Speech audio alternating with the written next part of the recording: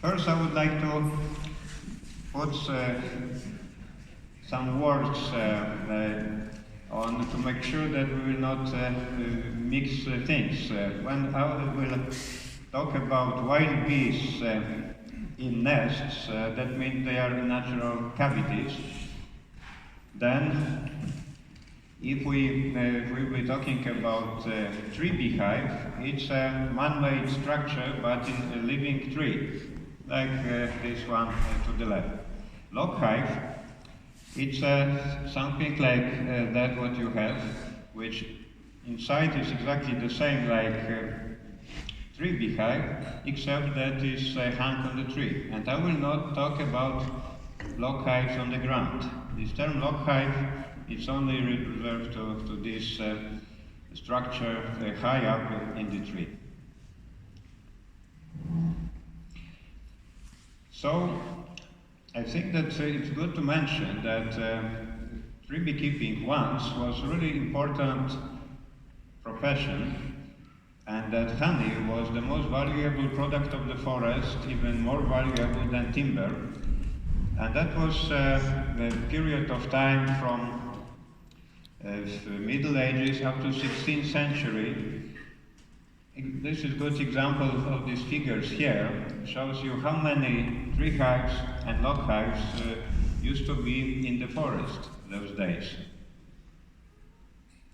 Tree beekeeping was spread in Europe on huge area, from Ural to approximately Elbe in Germany. That means that it's covered a vast majority of this zone, southern zone of forest. However, I will talk only about two places, these two extremes. The southernmost, beekeeping in Ural, when this profession is blooming, and this is the place which for us is a kind of reference point. And the other extreme, the western part of the range of tree beekeeping, where this profession got extinct 100 years ago, and now we try to restore it. And there is also third point of key interest, bees which are alien in this very place, but they are doing really well, and these are this very forest Tom Zilli was describing for us in his lecture. And that gives us some idea what bees in forest are as not only animal which we know, but simply like as a wild species.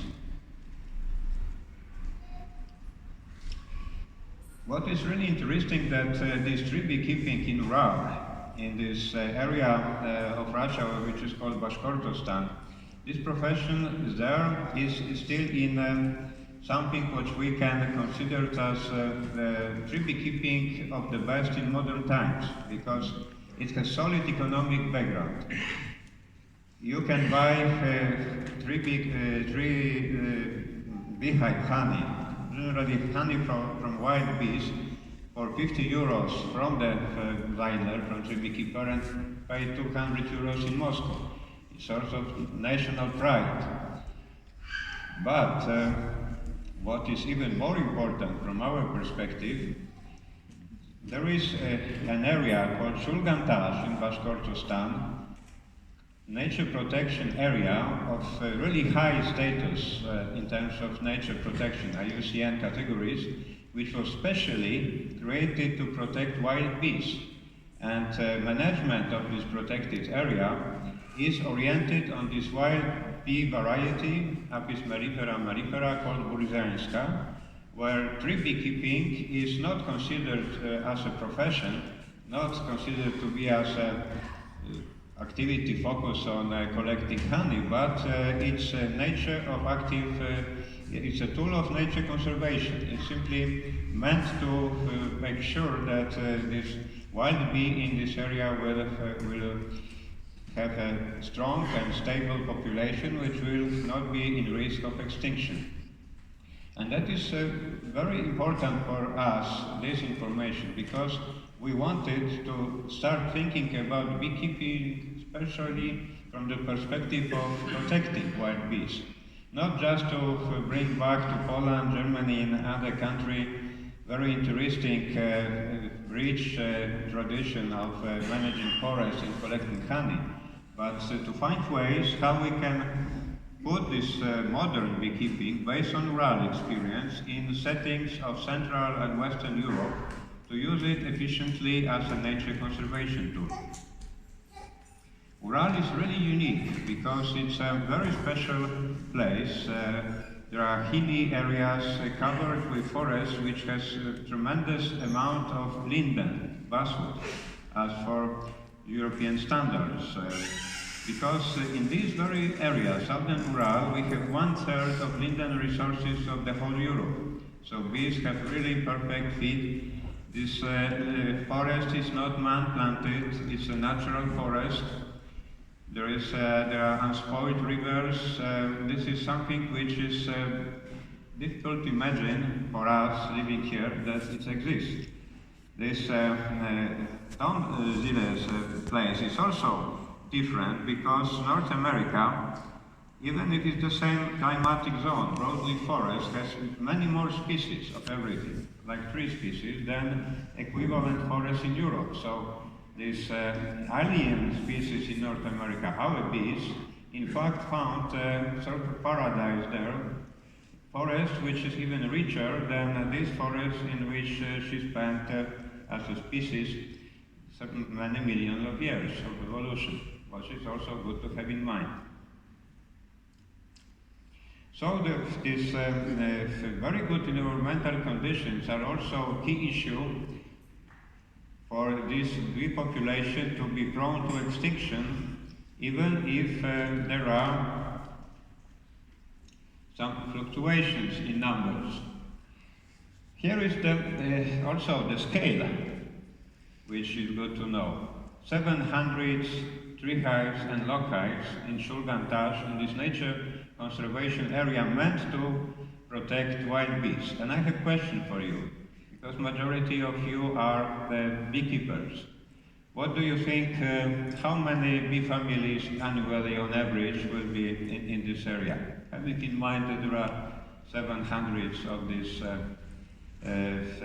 beautiful places, because I would mention that from the perspective of bee, log hive on the tree or tree hive, it's a sort of equivalent of luxury apartment in the city, and it's for free. So, what will be the percentage of occupied luxury apartment in Shulgantash? Any ideas? 80%. Okay. 25%? That means, okay, 1 per square kilometer, all right. That means how many will be together? 225, okay. Any other guesses? So let's see. They are occupied on average, on maximum 30%, and there can be only 3% occupied tree hives and log hives in prime bee habitat. That means in ideal foraging condition, everything is perfect, and that gives some hints that in order to have well-functioning bee population, maybe this huge surplus of available luxury apartments is something of importance, that we should keep it in mind. But something unfortunately went wrong. We will have to wait until our colleague will go back. So coming back to this Ural experience, it tells us a very important story about bees, that we cannot easily transfer knowledge which we develop on beekeeping to a situation of wild animal, to wild honeybee. So again, we should keep in mind that we may have a big surplus of available place to make sure that this population functions well. And then if we look at our situation in Poland, and in Germany and in the whole Europe, and we look at honeybee from the perspective of nature conservation, we will see that honeybee, in fact, is no different when its status, its nature conservation status is considered than, for instance, lynx, wolf, or bird. Honeybee, if we use IUCN standards, wild bees are either endangered, critically endangered, extinct in wild, or data deficient. So there is really no difference from that point of view between wild honeybee and lynx, for instance. The poor condition of bees population needs rethinking of its status across the whole Europe. And now let's come back to, well, unfortunately, this very thing. Forest. We usually associate bee with open lands, but in reality it's a forest animal. And this is this evolutionary forest in which bees were spending thousands and millions of years. It was forest which was shaped by the whole list of grazing animals. We had not only deer and roe deer, but we had aurochs, we had bison, white horse, and there were full set of predators. There were bears, lynx, wolf, and that was also what is very important, very diverse ecosystem. There was many species of trees, there were different age classes, there was a lot of dead wood, very old trees, a lot of natural cavities, and what is also interesting, that there were open spaces in such primeval forests created either by grazing all these big animals along rivers, and also created by natural disasters like fires or hurricanes, which supported, for instance, heather. Heather is a plant which is very important for bees, especially in fall. So this was a really good place for bees as we know them. And then what happens? The only cluster of such forests left across the whole Europe in lowland is Białowieża forest on the border between Poland and Belarus. This is the closest approximation of wild honeybee evolutionary habitat. However, it's not exactly the same because it has reduced amount of grazer and predator, but still the best approximation. And now I have a question for you. What is the meaning of forest or wald? Sounds like a silly question, isn't it? We all know what is forest. We every day see it, especially traveling by car. What is the mess about with this questioning? But maybe when we will rephrase it, it will be better. What is the original meaning of the forest or wald? Any ideas? No, I don't think that anybody would like to volunteer. Let's see that. It's simply just uncultivated land, not necessarily forest. It can be bushland, open land, wetland, anything which is not farmland. So we have at that moment, nowadays, completely wrong image of forest of the past. This forest of the past, that was something like this. It had greatly simplified species composition. It was like rather a parkland dominated by oaks. There was, of course, some other trees left, but that was something very patchy with big chunks of oaks surrounded by thorny bushes. That was land which was grazed, either mowed or maybe not used at all. And from time to time there were fires, and again we had not only heather but also pines, because pine tree, which we now see everywhere in this setting, was a tree which benefited from fire as a pioneering species. And this very forest, for many thousand years, since Neolithic revolution, that means bringing farming to Europe, was dominating type of forest. So these heather patches here, for instance, if not fire, they were created by grazing of big herbivores on sandy, poor soils. So this forest was very bee friendly because bees had huge trees, bees had good places to look for food, and that was actually the golden age of tree beekeeping and golden age of bees in Europe, because maybe we can even assume that this parkland type of habitat, from perspective of bees, was better than this evolutionary habitat. That means this dense canopy forest. And what is also interesting and very important from the perspective of nature conservation is that all records of densities of hives, measures, for instance, which are expressed in these log hives, they came from this ideal situation when bees had really excellent areas to forage, and then we will try to convert this experience, historical records, and knowledge how to make log hive to present-day situation.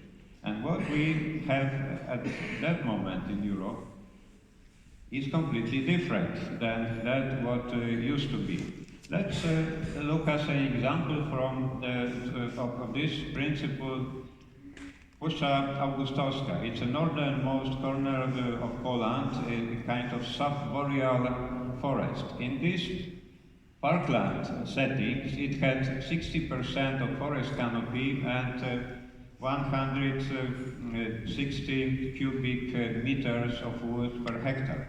And how the same forest looks like now. Canopy closed, 100% of canopy closed, and amount of wood twice as much. That means we have completely different forests from the perspective of bee, and that is hint that what worked in the past, even 100 years ago, not necessarily is a good fit to present-day environment. That is what we have. Very simplified forest in terms of species composition, missing age classes, especially low amount of old trees.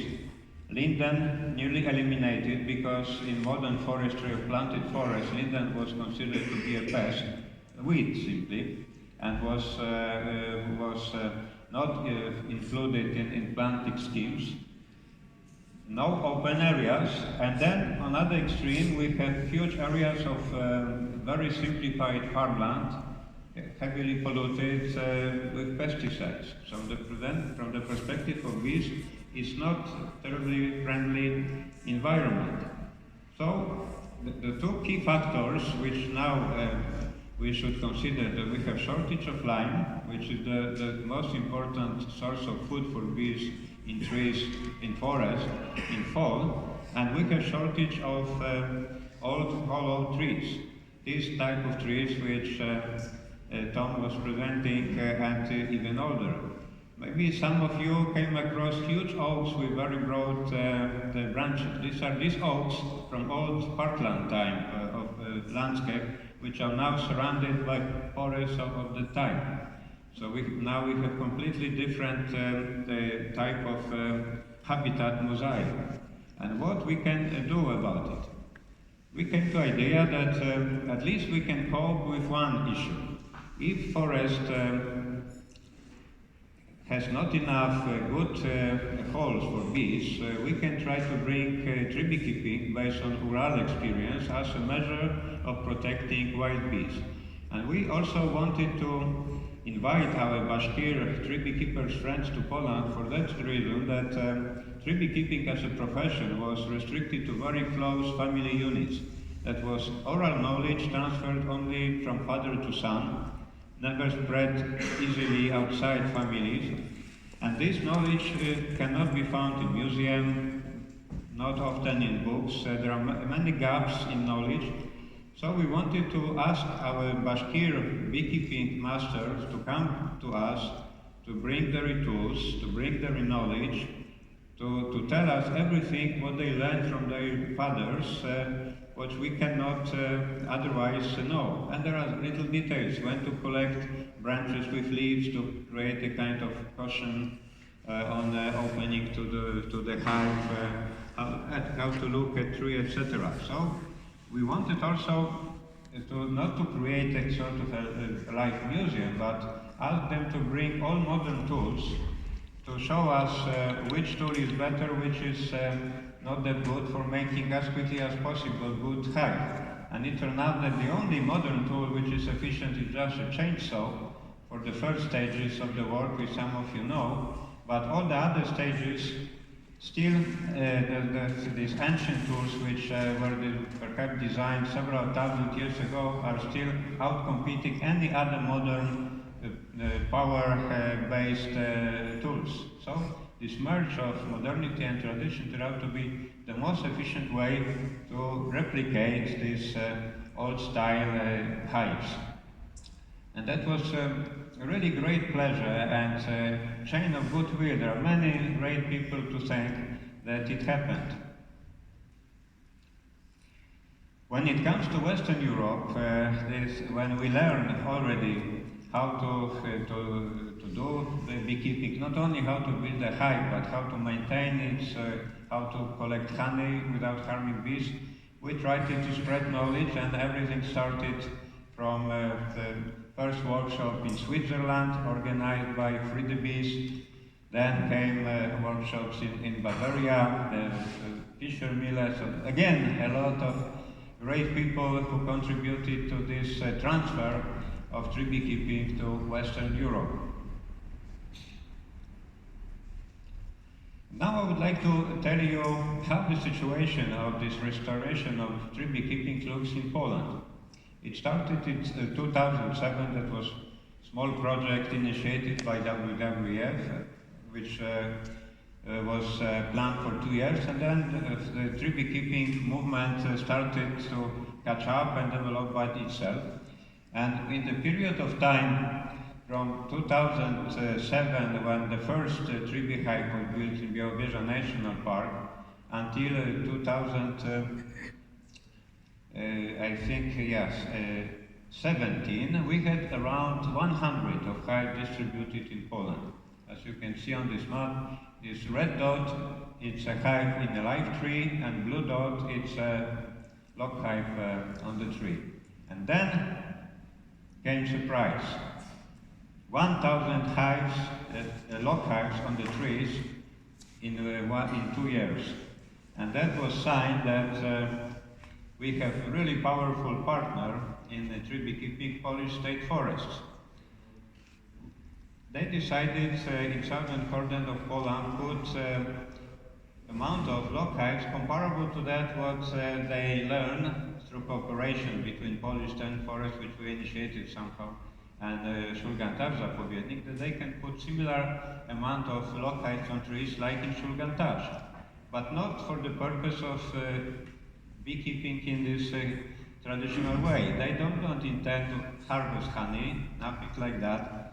So from the perspective of beekeeping, it looks like a really crazy and stupid idea. But from the perspective of white bee protection, it makes perfect sense. Because suddenly, these bees, at least in terms of accessible good nest, they have a situation similar to their evolutionary habitat, more or less. At least they have huge surplus of places to choose. They are not forced to choose the only available, but they may have choice between 50 or 20 or maybe 100 within range of scout flight. So it's completely different situation, and really worth to consider when we think about any scientific project oriented on white bee conservation. I would like to present you the result of something which I will call citizen science, because our 4 people strong Zeiler group tries to collect some data on that, how the bees in honey, in these lock hives on the trees and tree hives function in forest. We try to collect data which will give at least some rough comparisons with research done by Tom Zille, and also with that what we know about Shulgantash. Of course, as you can see, there are not many of these cases. The sample is small, but I think good enough at least to start discussion. And that is very important. Three of us, as you know, work in nature conservation. And nature conservation, protecting wilderness, it's need of the heart, more heart than brain. But in order to make it efficiently, you need more brain than heart. Otherwise, with goodwill, it's possible to make a lot of havoc instead of help. So it's very important to monitor what is happening when we tend to improve situation of certain animal, like in this case wild bee, how our target species react, and also what will be the potential consequences for the whole ecosystem. Will it help to balance it, or maybe will create additional competition for wild species of bees or pollinators other than bee family? So we have in hand 13 logs and 3 hives owned by Andrzej, 16 Jacek, 15 Tomek, you know, these guys from Zelle workshop, and even I probably contributed with the 3 hive, this set of data. When we look at that, what we have in hand, and in this piece of cake here, the red part means newcomers.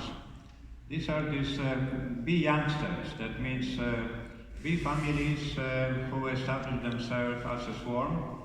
They found one of the 3 hives and then they try to survive winter, which is not always possible, of course.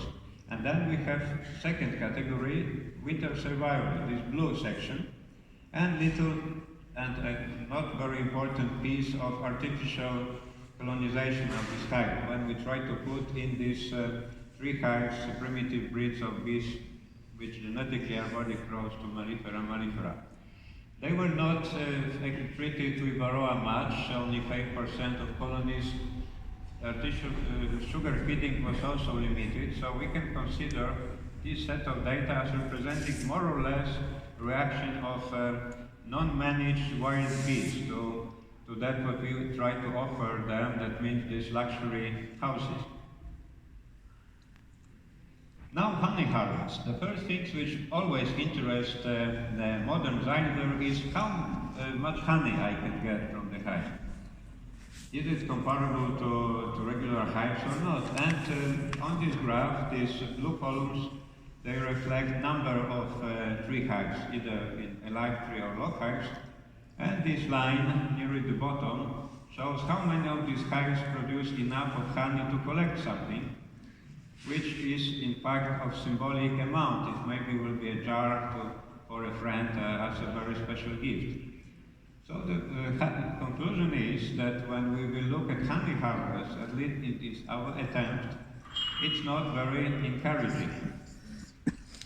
So from that perspective, we can look at returning of tree beekeeping, bringing back idlers as something which it's not just a simple restoration of vanished profession, because it can hardly be motivated on an economic basis. So we need different motivations which may come from various sources, nature conservation like our motivation, or cultural heritage protection, what is the favorite field of our other colleague Piotr, who will tell you a little bit later of initiative to put tree beekeeping on the list of UNESCO cultural heritage.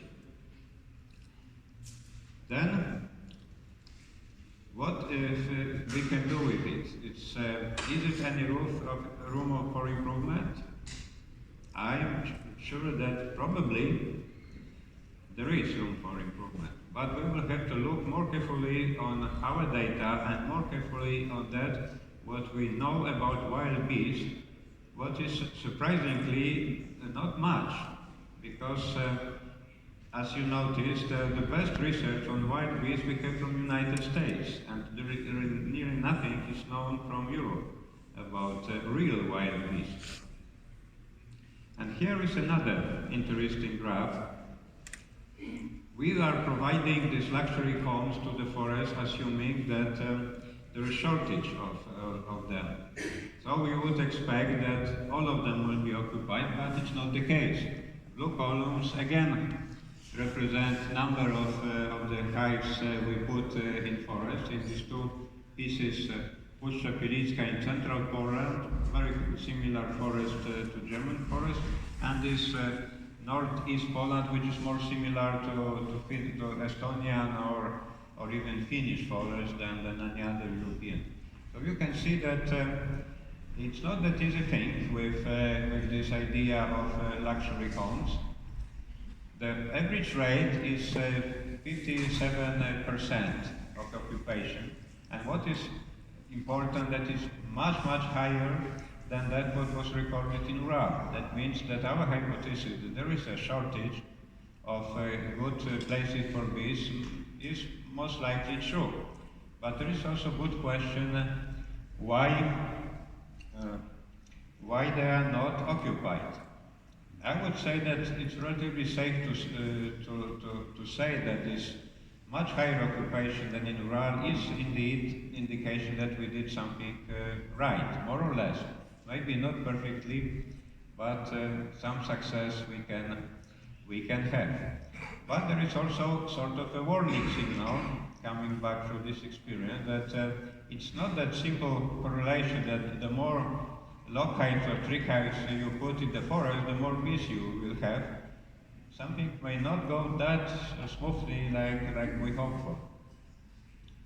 And now comes the very important issue, hotly discussed all over the Europe among beekeepers. What is the bee killer? We have here in this setting 73 cases of death of colonies. And among them, only 3 cases, that was such a situation that there were dead bees and combs full of honey. That means that most likely there was disease killing these bees. And the remaining cases, this is nearly more than 90%, there were dead bees and no honey in homes. That means starvation, most likely, as the reason.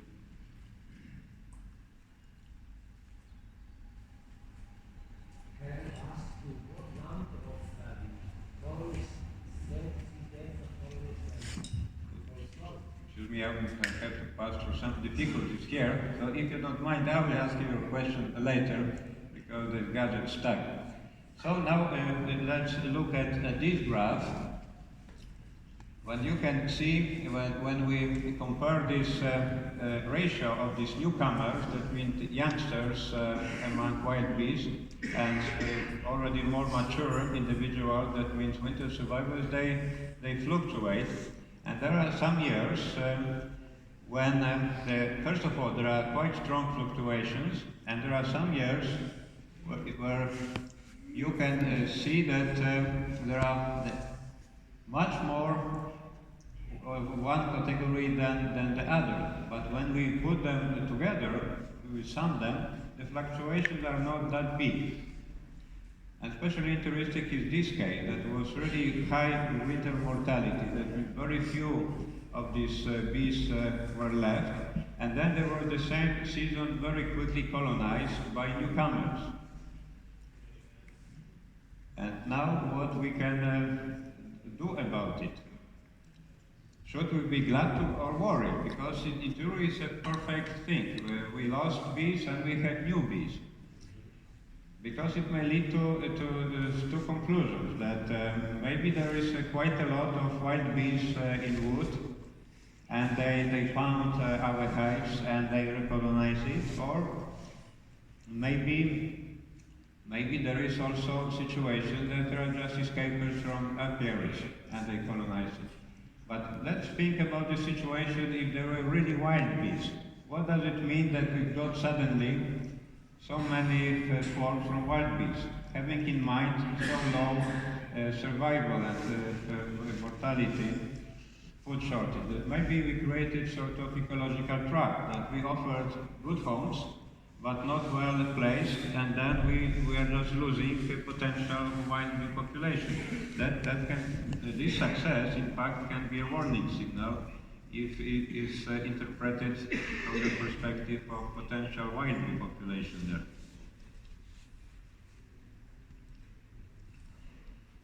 And now let's think about the issue of spacing of bees. It can be actually really important issue, because maybe that is the key of the problem. Because we can look for optimal solution, having in mind that from one hand we should not put too many of these loci in the tree, and from the other hand not too small, to find the best balance between bees foraging range, average or optimal foraging range, and also balance between optimal dispersal range. That means distance which can be covered by scouts which will lead swarm to settle down in one of our trees. And this is the case of three beehives. Two are too close, like for instance A to C, and B is potentially too far. That means that we can come to idea like this, that we can develop a tool which I would say we can call tree-beekeeping optimal density model, TRODEN for short, something which will help us to predict what will be potentially the best first try to put bees in. And this is kind of a square in which you will put bees in, which gives you the forested area which you will need. And having in mind that we made, for instance, 25 loci, when you will put this figure on this model, you will end with advice that we will need forest which will be 12 by 12 square kilometers large to accommodate this amount of bees. It's quite a huge amount in comparison with that what we know. And calculating for large-scale project, that means to have sustainable population like in Solgantage, let's say 100 bees, we will need really a lot. Can you guess what can be the area for 100 loci put for protecting wild bees? Any suggestions? 400 square kilometers. Let's see. It's close to minimum 700. And it's the size of the largest Polish national park. So if we would like to keep this spread and have really healthy population from the perspective of nature conservation, we really need a lot. And now you can have a look at our settings. This is the square need for planning. We would like to have our 28 beehives put in this square, but as you can see, we missed that somehow. I will need about 5 minutes to finish. So not everything is well done, and especially these areas indicated by these arrows may suggest competition, too strong competition for food. And that could be more desired way of placing these bees than our first attempt. Of course, assuming that this model is stiff. In reality, you will never have the same size of foraging grain, they expand or shrink. But anyway, this is the first hint, and then after more careful examination, you will come to the conclusion that some location you should eliminate because it will be, for instance, too close to a piary or any other reason. But anyway, when you look at these principles of optimal distance and real distance, and you calculate neighbor to the nearest tree height, you will come with this result, that you have only few of them within this perfection zone, and majority in potentially the situation of very strong competition between these bee families. And this shows that we didn't make perhaps too good choice putting them too close. But situation is even worse when we put too close 3 beehives, and that is illustrated on this graph. Then this is distance between the second nearest neighbor from our hive on the tree. And this group of bees are in situation that they are too far for successful dispersal, but here we can expect really strong competition for food between three hives. Three are much too close. And these are more or less this optimum zone. That means that there is a lot of improvement potentially in better spacing lockhives and tree hives in the forest. And now we have again sort of a warning and good question to ask: the survival of the winter. In our data, we have only one family which is as old enough like average families in settings of Tom Chile in North America, while here we have really high mortality of youngsters. That means that these bees who didn't even come to wintering or didn't survive winter, which may not be so disturbing because all youngsters in nature, young birds, young wolves, they have high mortality, and the same must be true for bees, but this long lifespan, that is something which will be good to think about. Yeah, got stuck. Yes. And what is very important, that having in mind this nature conservation project, we should consider not only forest but surroundings. And these are old friends of bees, old breeds of sheep which could graze on sandy soils and fires, and both of them support development of heather area. However, both are now extinct. Fire burning grasses is not allowed. This primitive breed of sheep was 1 million strong in 20 years ago, and now shrink down to 2,000 individuals. But luckily, we've got new friend, soldiers. Soldiers cannot graze that efficiently like bees, but their favorite toys, aeroplanes, bombers, tanks, and creating forest fire, they can do the same job and create huge area of heather next to military training ground. So thinking of our wild bee project is very good to have this in mind. And we have also new friend, invasive species, what is beautifully illustrated on this conference. Do you know the name of this yellow flower?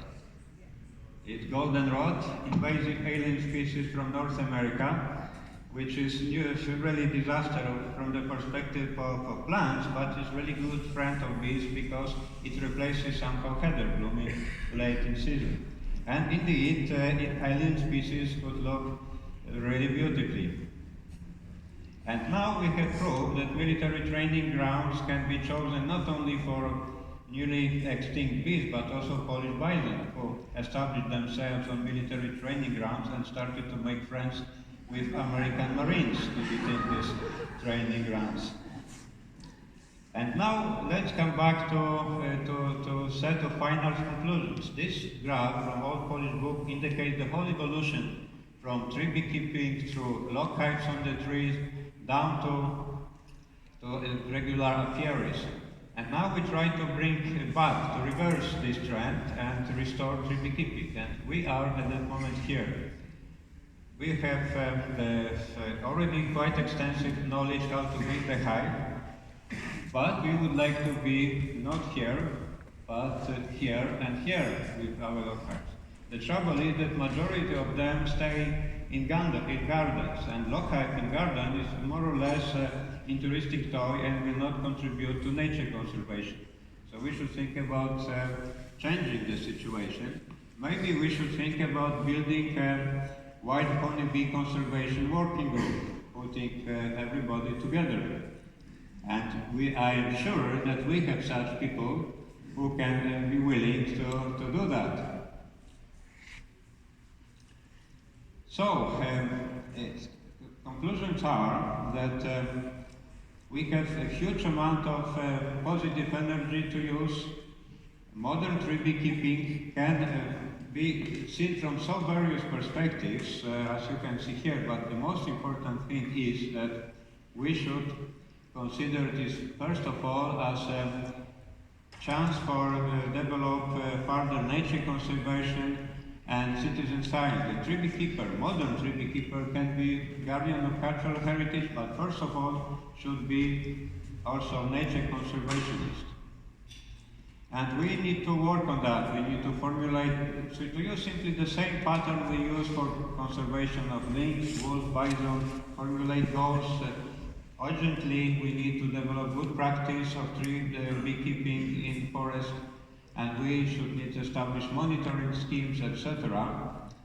So the tree beekeeping also gives a really great potential for science. And by the very end, I would like to say that it is the best time to start considering wild bee like any other wild endangered creature, because wild bee really deserves that. And that's what I learned from bees, is that we should treat wild bee like wild endangered animal of the same status and importance like lynx and many other wild animals we know. Thank you very much.